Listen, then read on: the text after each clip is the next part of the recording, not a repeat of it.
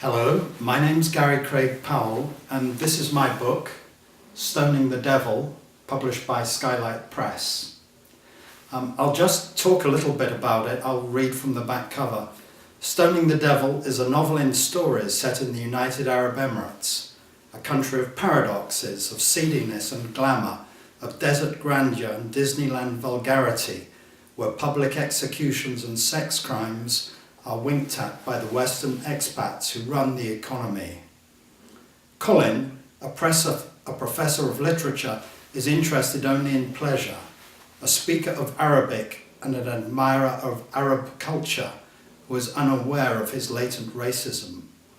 The novel presents a complex and contradictory set of Arab characters and gives women in the Gulf a voice, as none is completely submissive. That foregrounds Colin, but in fact it's really more focused on the women who are mostly Arab women and Muslim women, and it's basically about their struggles for fulfillment and control of their own lives. The book has been well reviewed in the feminist press, especially by the Feminist Wire and Lipstick and Politics. And here's what a couple of famous writers have said about it. Naomi Shihab Nye says, Garry Craig Powell has an astonishing ability to create characters with swift and haunting power. His intricately linked stories travel to the dark side of human behaviour without losing essential tenderness or desire for meaning and connection. And George Singleton says, these linked stories are utterly mesmerising and exotic, with a keen ear for dialogue and a sensibility of the best Conrad, Kipling, Orwell and Achebe. Garry Craig Powell has pulled off a masterful feat. So I'm going to read a very short story called Sentence, which is in fact one very long sentence. The sun had barely surfaced over the pearl grey dunes of the nearby desert when the Land Cruisers, Range Rovers and Nissan patrols began to arrive in the barren lot in front of the prison, and Jebel Hafit, the rhomboid mountain that rose behind the city like a bookend, was the colour of rust in the dawn light when I saw the 3 prisoners being led out of the whitewashed fort by 9 guards in graphite grey uniforms, who without haste tied the condemned men to 3 stakes against a wall topped by turrets and barbed wire, and already the locals clumped around their cars, simmered with expectancy and excitement, the men in freshly pressed white dish dashers, nightshirts to my eyes, even after 8 years in the Gulf, and the boys clad in the same, but with turbans instead of their elders' gutras held in place by ropes of black silk, while the women, who were mostly veiled, wore black from head to toe, like ninjas, as I had often heard young Emiratis joke, and the small girls wore knee-length party dresses of taffeta and lace in hot bright colours, and ribbons and makeup, and hopped and jumped and tumbled and shrieked while their fathers and uncles and older brothers smoked and shouted pleasantly at each other, and their mothers, grandmothers, aunts and older sisters rolled carpets onto the sandy, stony ground, then began laying out rolls and cheese, milk and dates and other fruit, by which time the hawkers from Pakistan and Bangladesh, India and Sri Lanka had arrived on bicycles with their wares, paper twists of peanuts and seeds, newspapers and magazines, cold fizzy drinks, candy floss, popcorn, sunshades, and by 10 a crowd large enough to fill a football stadium had gathered. A multitude, it occurred to me, which made me notice how biblical the city beyond looked, with its domes and date palms and flat-roofed houses, like some opulent but accursed town in the Old Testament.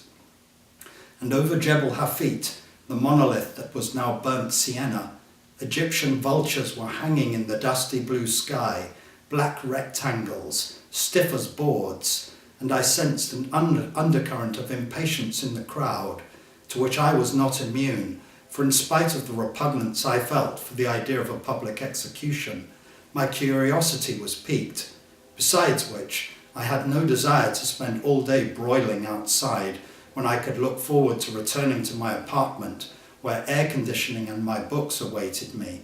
so that at length I found myself speculating with the men in my vicinity as to when the firing squad would appear, and a venerable white-bearded Bedou muttered that it was about time the family of the murdered man started throwing the rocks. He pointed out the pile, about 30 feet from the condemned men, just inside the rope barrier that kept the crowd away. But his son told him in the harsh Arabic of southern Arabia that the security guard had been a Syrian, like one of the killers, so it was likely that his kin were not in the country and couldn't avenge him in the proper manner, to which the old man replied that in that case the jailers ought to dispatch the curs before everyone was tired and hot. And I dare say everyone agreed, except the 3 men who sagged at their posts, their bearded heads drooping, their bony shoulders bowed, their yellow prison-issue dish-dashers flapping like sails in the undecided dusty breeze, their mouths opening from time to time as if they were pleading for a drink, but no one gave them a drop, even though the guards had bottles of water. It was part of the punishment, the old man explained dispassionately.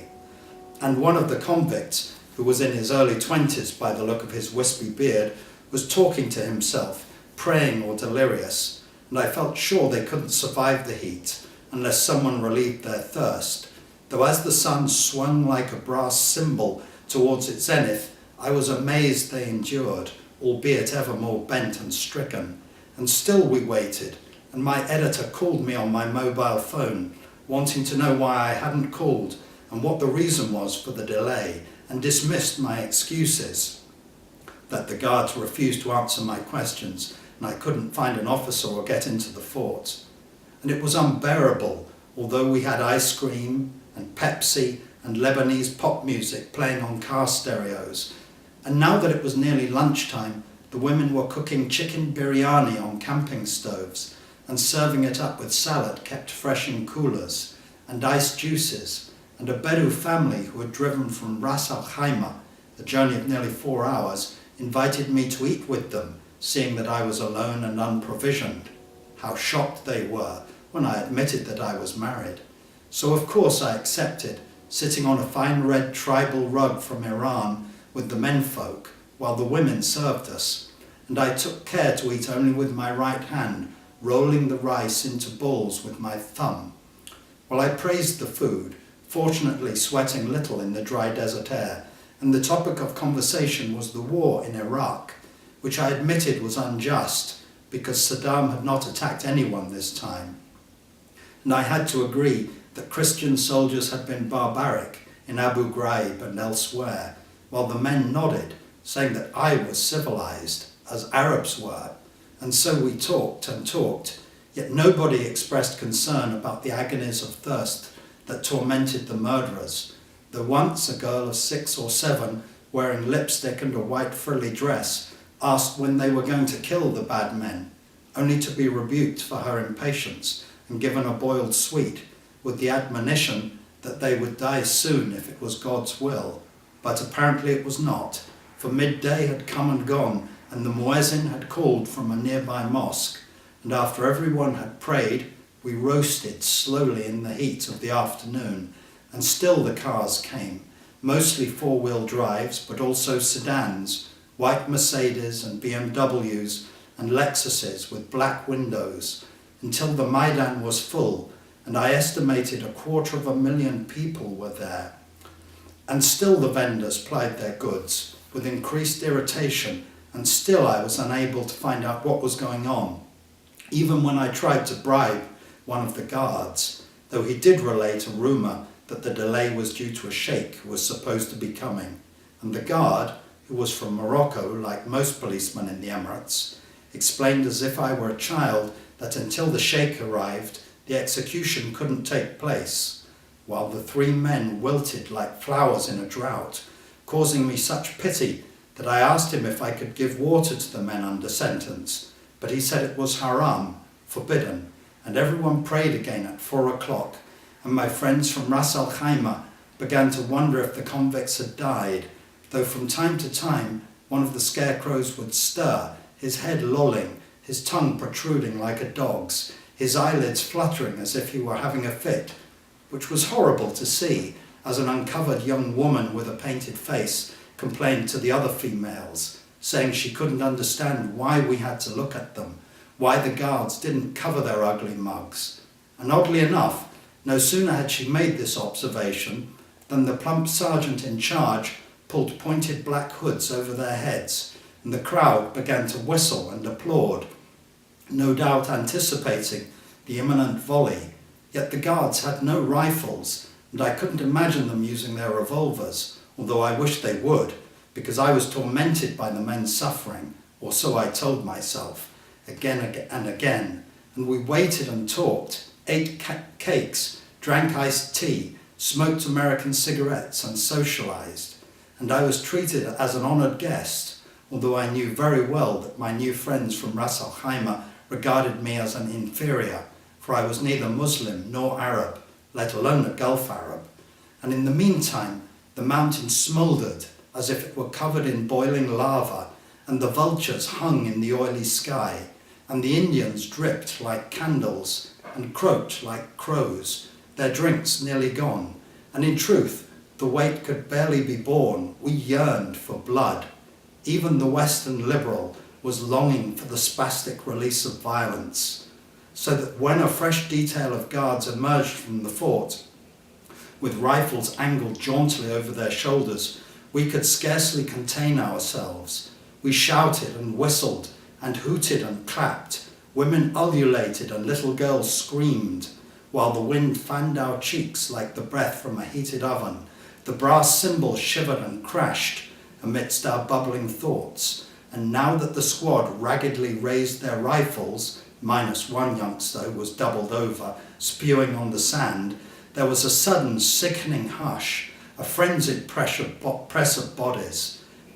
The pretty girl who had complained about the men's faces was pushed panting against me, so close that I smelled her perfume and her sweat, and incredibly, none of her cousins or brothers tore her away, and dry-mouthed, we tensed ourselves. I turned to look at the pullulating hosts, who were straining with intent, fervent faces, as if in the throes of sexual or religious ecstasy, and as I turned back to watch the execution, in a whirling blur, I glimpsed the orange dunes of the desert, and nearer at hand, the white and pink mosques and villas of the town, the green groves of date palms, and deep in that eternal moment, an officer barked, guns sounded like firecrackers, crimson splashes appeared on the yellow nightshirts, and the rag dolls jerked and jumped as if they had been electrocuted, then hung at unnatural angles,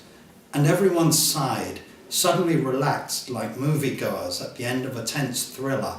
The sun set in a sky of seething scarlet magma, the desert turned pink and purple, and the guards cut the dead men's bonds. At the precise moment that the cry rang out from the minaret, Allahu Akbar, Allahu Akbar, God is most great, God is most great, causing 250,000 people to kneel and praise the Lord of the universe, the merciful, the compassionate, with all their hearts.